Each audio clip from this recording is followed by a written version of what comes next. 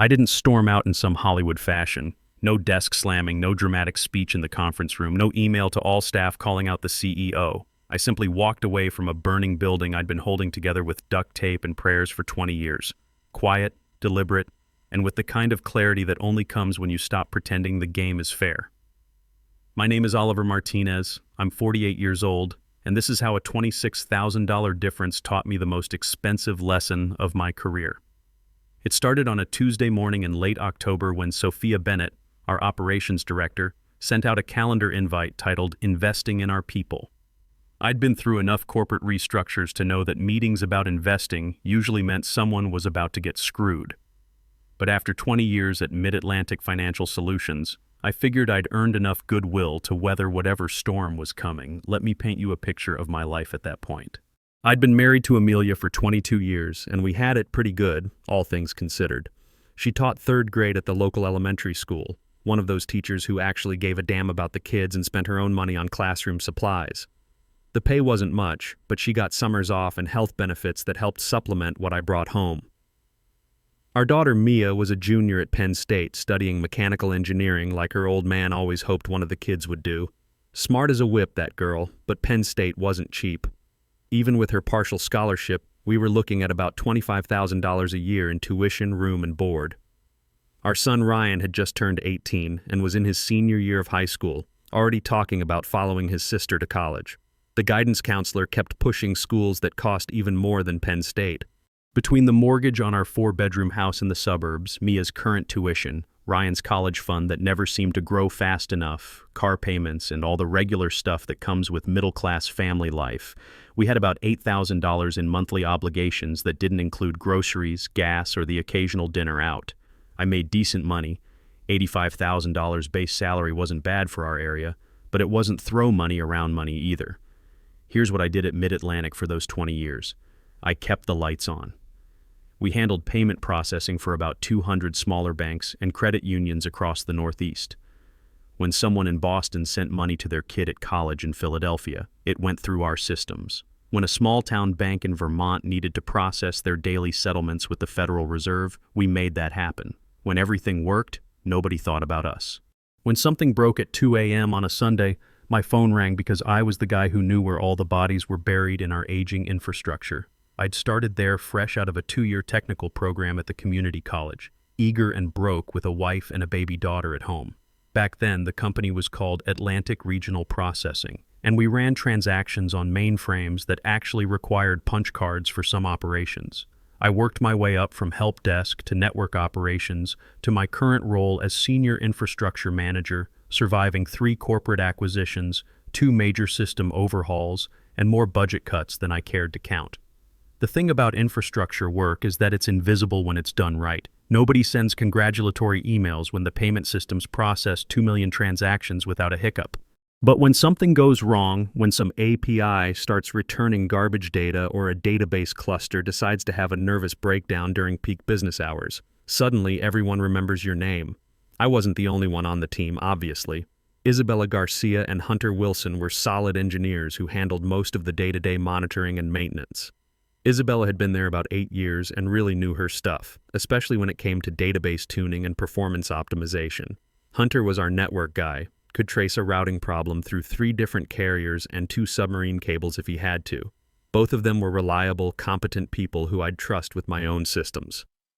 Then there was Lucas Anderson, who joined us about 18 months ago straight from his MBA program at some school in Philadelphia.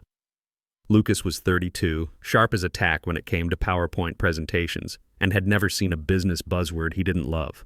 He talked about digital transformation initiatives and leveraging cloud-native architectures, while I was the one who actually kept our 30-year-old COBOL payment processing systems talking to the shiny new cloud infrastructure that management had insisted we needed.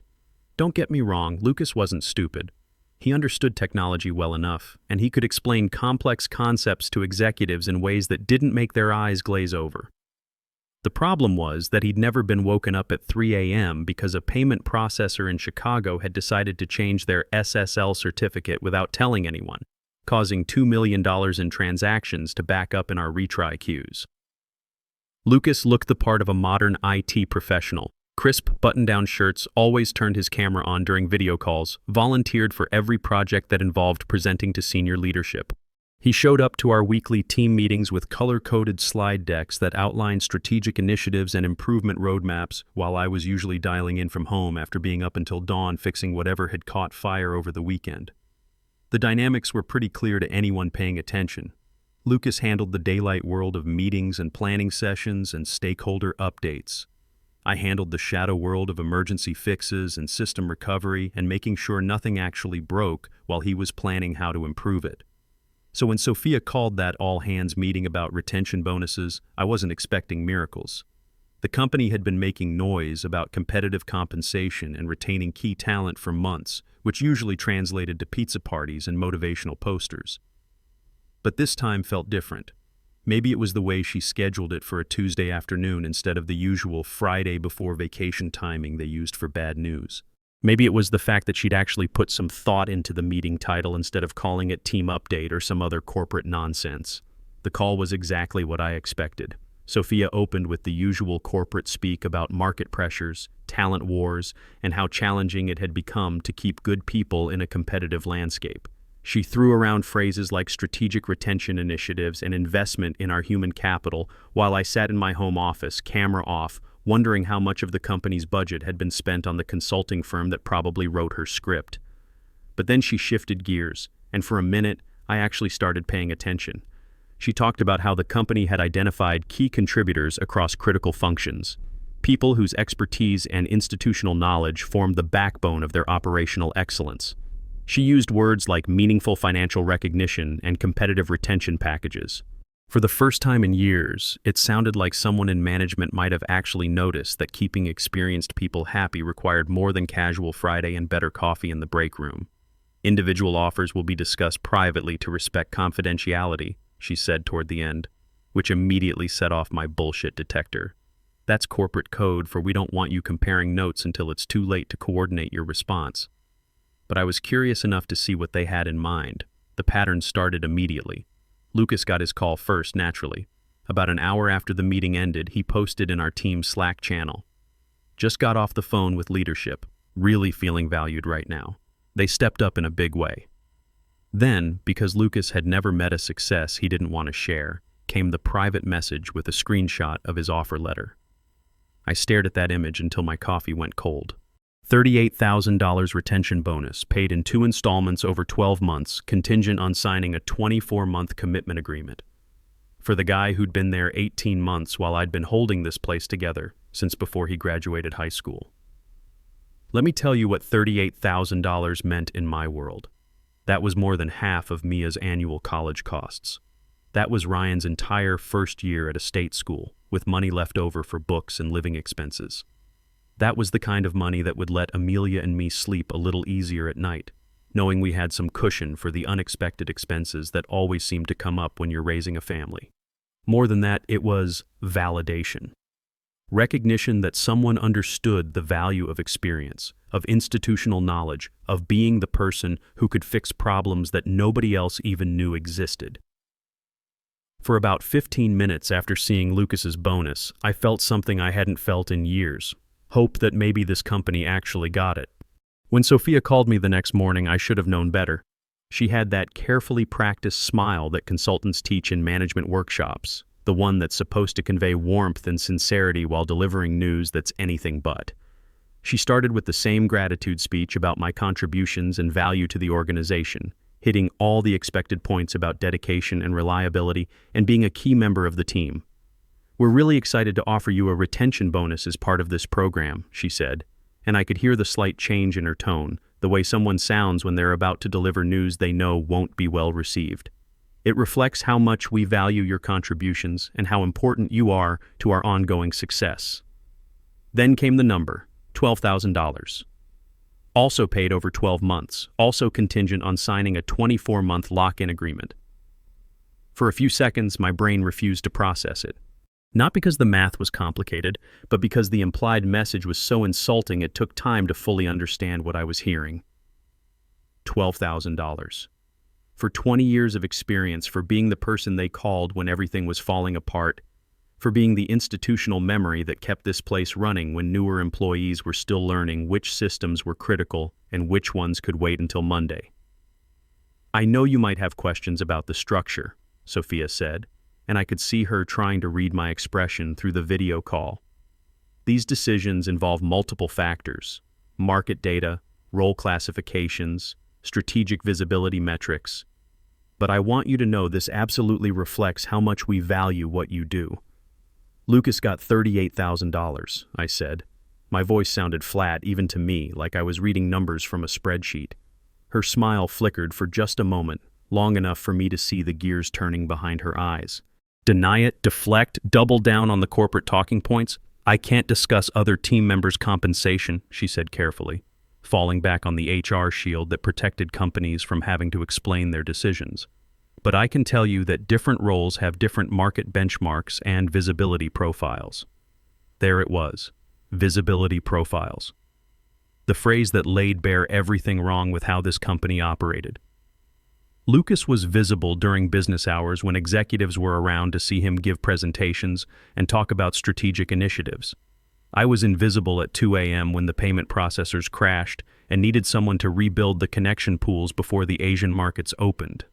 "These decisions are based on comprehensive performance analytics," she continued, digging herself deeper into corporate speak. "We consider stakeholder engagement metrics, project leadership visibility, and strategic initiative contributions along with technical performance indicators." I almost laughed. Stakeholder engagement metrics, project leadership visibility, strategic initiative contributions. Everything except keeps the company from losing millions of dollars when critical systems fail in the middle of the night. "I need to think about it," I said. "Of course," she replied, and I could hear the relief flooding her voice like she'd just dodged a discrimination lawsuit. "Take the time you need, but please let me know by Friday so we can process everything through HR." After I hung up, I sat in my home office for a long time, staring at the 3 monitors that had become my window into the company's nervous system. I thought about all the late nights, all the family dinners cut short by emergency calls, all the times I'd fixed problems so quickly that nobody even knew there had been a problem to fix. Then I did what any self-respecting infrastructure engineer would do when faced with data that didn't make sense. I pulled the numbers. I spent the next 2 hours in our incident tracking system, pulling reports that told the real story of who kept this company running. The data didn't lie, even if the compensation structure did. Over the past 18 months, I'd personally resolved 312 critical incidents. Lucas had closed 87, and most of those were during business hours with full team support available. When I dug deeper into the timestamps, the pattern became even clearer. Every major system outage in the past 2 years, and I mean every single one that threatened customer operations or regulatory compliance, had happened outside normal business hours. And guess who'd been the primary responder for 89% of those incidents? The weekend in March when our primary database cluster decided to corrupt its transaction logs during a routine backup operation, causing a 6-hour processing delay that nearly triggered penalty clauses with 3 major clients. That was me, working from 11 p.m. Saturday until 8 a.m. Sunday, manually rebuilding index structures and coordinating with vendor support across 4 time zones. The Thanksgiving morning when a fiber cut in New Jersey took out our primary data center connection, and I had to reroute all payment processing through our disaster recovery site while coordinating with network operations centers from my in-laws' dining room? Also me, explaining to my brother-in-law why I couldn't help move the turkey while I was on a conference call with Verizon's escalation team. Lucas, meanwhile, had been marked unavailable for emergency coverage in 78% of weekend incidents over the past year. His emergency contact information listed his personal cell phone with a note that said standard business hours only, unless pre-approved by management. Nice work if you can get it. I printed out the reports and spread them across my desk like evidence at a crime scene. 20 years of institutional knowledge, thousands of hours of emergency response, and a track record of solving problems that would have cost the company millions in fines, penalties, and lost business. And they'd valued all of that at exactly $26,000 less than 18 months of PowerPoint presentations and strategic planning sessions. That evening, I brought the whole mess home with me.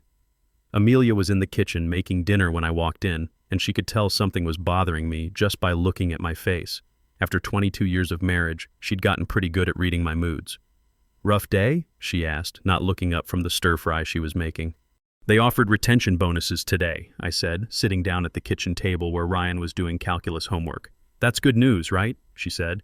You've been saying they need to do something about keeping experienced people. I pulled out the printed reports and showed her the numbers. Her face went through the same sequence mine had: confusion, realization, then anger. This is insulting, she said, looking at the comparison between my incident resolution record and Lucas's project portfolio.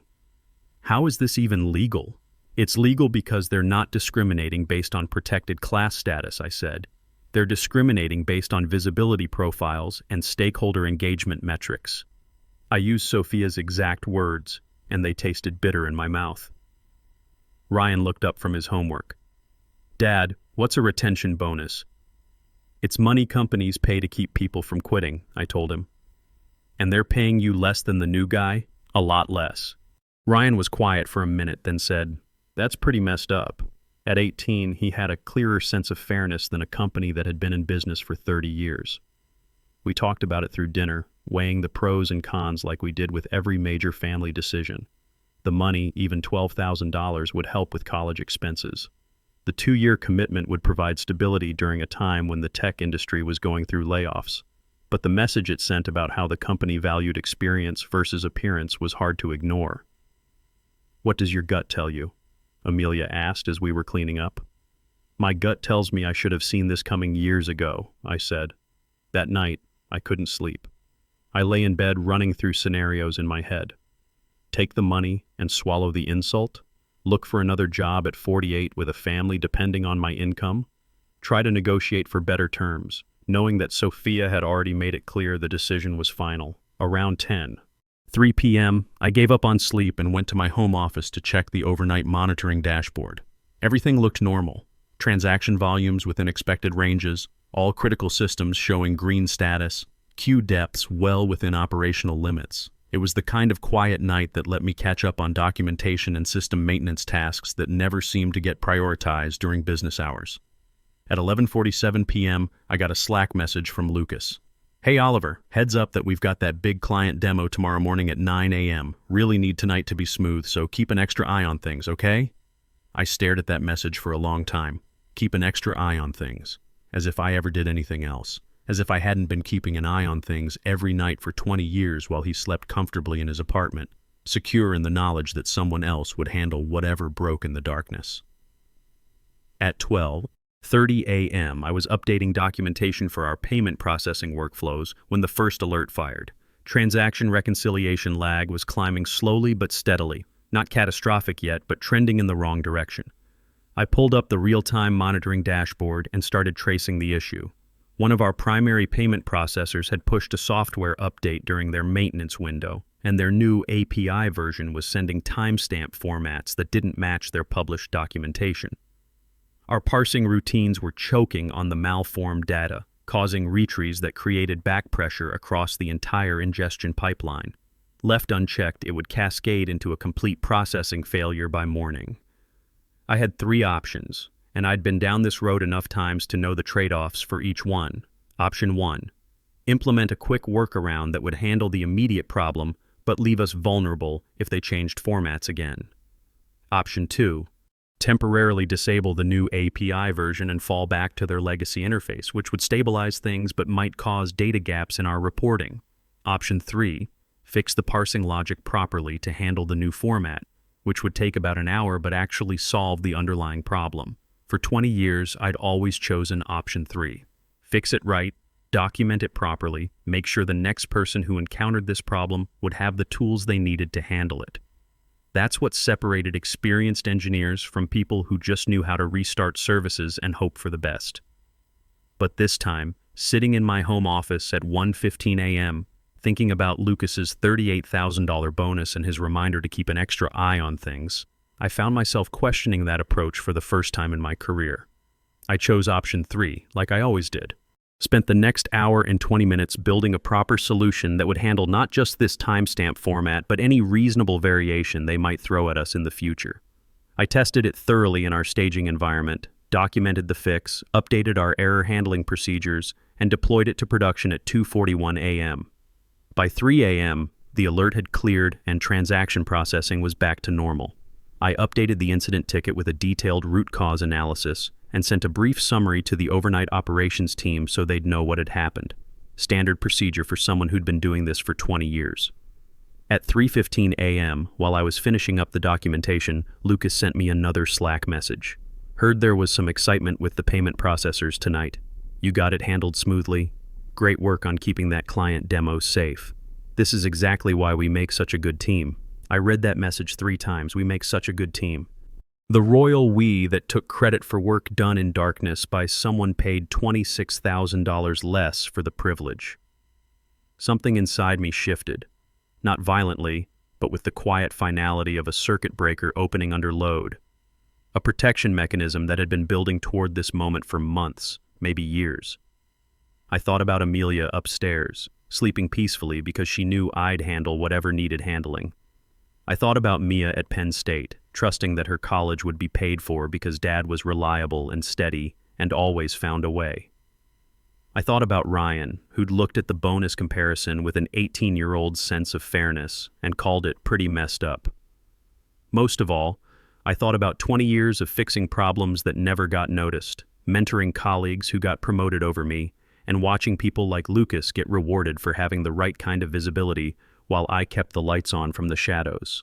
At 3:24 a.m., I made a decision that surprised even me. I closed my laptop, unplugged my work phone from its charger, and walked upstairs to bed. I didn't log out of the monitoring systems, didn't hand off to anyone, didn't send an email explaining where I was going. I just stopped. For the first time in 20 years, I slept through the night without waking up to check my phone.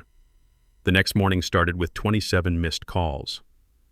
The overnight team had tried to handle a cascade of secondary issues related to the payment processor fix, but they'd made things worse by applying patches without understanding the underlying architecture. A critical batch job had failed because someone restarted it without checking its dependencies. 2 clients had escalated to their account executives, and one was threatening to invoke penalty clauses in their service agreement. I checked my email exactly once. Buried between urgent meeting invites and escalation notices was a message from Wesley Thompson, our VP of engineering. Wesley was a decent guy who'd gotten promoted above his technical competency level, but he at least understood enough to recognize when things were falling apart. Oliver, we're experiencing some cascading issues that need your expertise. Can you jump on a bridge call this morning? I replied with one sentence, I can, but I won't. Wesley called me directly 30 minutes later. Oliver, this isn't about the retention package, he said, which proved it absolutely was about the retention package. You're right, I said. It's about 20 years of keeping this place running while being valued at $12,000 while Lucas gets $38,000 for meeting attendance. We can discuss compensation adjustments after we get through this crisis. No, I said. We discuss compensation adjustments before I fix this crisis. That's how value works in the real world. By noon, their external status page had gone from green to yellow to orange.